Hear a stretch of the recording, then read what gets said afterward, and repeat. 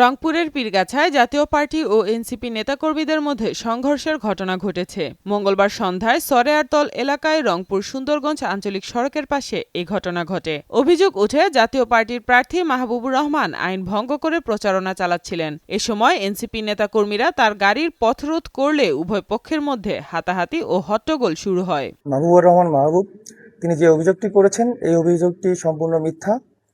তিনি আজকে একদম প্রশাসনের নাকের ডগায় বুড়ো আঙ্গুল দেখিয়ে গুঞ্জরখা, দেউতি, পশ্চিম গুঞ্জরখা এরকম পীরগাছা, কাউনিয়া, রংপুর 4 আসনের এই জায়গাগুলোতে আজকে যে হামলাটি করা হয়েছে সেটি রিপন এবং খোকার নেতৃত্বে এই মাহবুবুর রহমানের নির্দেশেই এই হামলাটি করা হয়েছে এবং পরবর্তীতে দুজনের মাথা রক্তাক্ত করা হয়েছে, ফেটে গেছে।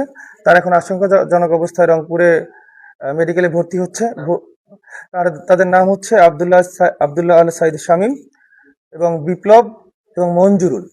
তাদেরকে প্রচণ্ডভাবে মারধর করা হয়েছে এবং তারা এই মুহূর্তে আশঙ্কাজনক অবস্থায় আছেন। তিনি যখন গণসংযোগ করছিলেন, আজকে তো গণসংযোগ সম্পূর্ণভাবে নিষিদ্ধ, আজকে প্রচারণা সম্পূর্ণভাবে নিষিদ্ধ, অথচ তিনি তার গাড়িতে স্টিকার লাগিয়ে ওপেনে তিনি আজকে গণসংযোগ করছেন এবং মানুষের কাছে ভোটারদেরকে টাকা দিয়ে ভোট কেনার চেষ্টা করছেন। পরবর্তীতে সচেতন নাগরিক হিসেবে তারা যখন তাকে আটক করে এবং তাকে জিজ্ঞাসাবাদ করে কেন তিনি এটি করলেন, তখন তিনি উল্টো তাদের উপরেই খেপে যান এবং পরবর্তীতে পুলিশকে অবগত করা হয়। আমরা তখন পুলিশকে অবগত করি যে সেখানে জনসাধারণের উপর হামলা করা হচ্ছে জাতীয় পার্টির পক্ষ থেকে মাহবুবুর রহমান মাহবুবের নেতৃত্বে, তার নির্দেশনায়। পরবর্তীতে পুলিশ, আর্মি এবং র্যাব সেখানে উপস্থিত হয়ে অবরুদ্ধ যাদেরকে করে রেখেছিল এই মাহবুবুর রহমান মাহবুব, তাদেরকে উদ্ধার করে। তিনি গুঞ্জরখা, দেউতি, পশ্চিম গুঞ্জরখা এই এলাকাগুলোতেই গণসংযোগ চালাচ্ছিলেন এবং অবৈধভাবে তিনি গণসংযোগ চালাচ্ছিলেন। পরবর্তীতে সচেতন নাগরিকরা তখন তাকে জিজ্ঞেস করার জন্য যখন থামানোর চেষ্টা করে, তখন তিনি গাড়ি নিয়ে দ্রুত সেখান থেকে পালানোর চেষ্টা করেন। পরিস্থিতি সংঘর্ষে রূপ নিলে 2 জন গুরুতর আহত হন। কয়েকজনকে অবরুদ্ধ করে রাখারও অভিযোগ রয়েছে। পরে খবর পেয়ে সেনাবাহিনী, নির্বাহী ম্যাজিস্ট্রেট ও পুলিশ ঘটনাস্থলে পৌঁছালে পরিস্থিতি নিয়ন্ত্রণে আনে ও অবরুদ্ধদের উদ্ধার করে। ঘটনার জন্য উভয় পক্ষ একে অপরকে দায়ী করেছে। হত্যার উদ্দেশ্যেই তারা এই পায়তারাটা করছিল, যেভাবে তারা মত তৈরি করছে আর কি। তারা বিভিন্ন জায়গায় যে কালচারটা সৃষ্টি করে আসছে, একদম 5 আগস্টের পর থেকে যে কালচারটা সৃষ্টি করে আসছে, তারা এই মবের রাজনীতিটাকে প্রতিষ্ঠিত করতে যাচ্ছে।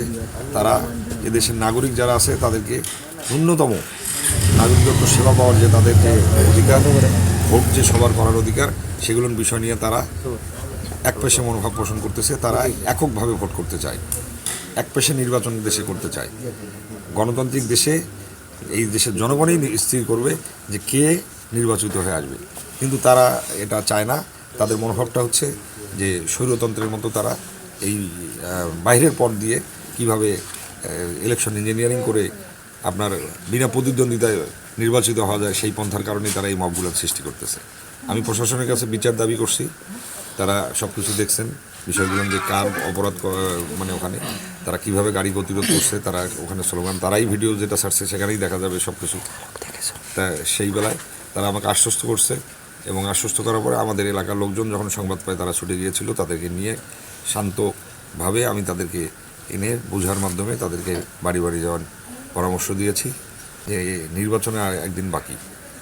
এই মুহূর্তে এসে যদি তারা এই কালচারগুলো, তারাই দেশে বলতেছে যে নির্বাচন দিতে হবে, আবার তারাই দেশের নির্বাচন যেন না হয় সেই পায় তারা করতেছে।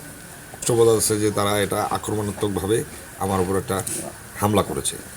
তা এটা প্রভাব পড়বে বলতে আমি মনে করি যে পীরগাছার মানুষ এখন একত্রিত হয়ে যাবে। নির্বাচনের আগ মুহূর্তে এমন ঘটনা নিয়ে ওই এলাকায় চরম উত্তেজনা বিরাজ করছে। সাইমা আক্তার, নয়াদিগন্ত।